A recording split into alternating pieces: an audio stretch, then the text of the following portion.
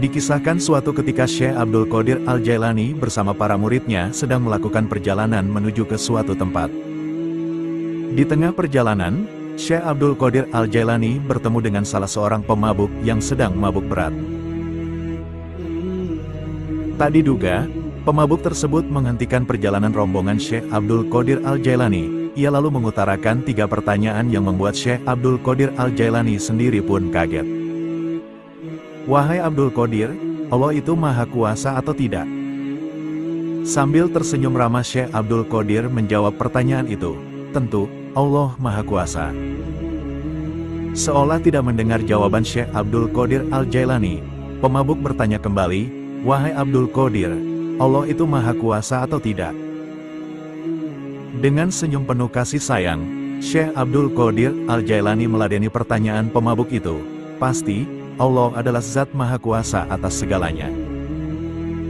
Untuk yang ketiga kalinya, pemabuk itu mengajukan pertanyaan yang sama. Wahai Abdul Qadir, Allah itu Maha Kuasa atau tidak? Di saat pertanyaan yang ketiga, tiba-tiba Syekh Abdul Qadir Al-Jailani menangis terseduh. Beliau bersujud kepada Allah lalu berkata, demi Allah, wahai saudaraku, Allah itu Maha Kuasa, Maha Kuasa, Maha Kuasa. Murid-murid Syekh Abdul Qadir Al-Jailani pun penasaran dan kebingungan.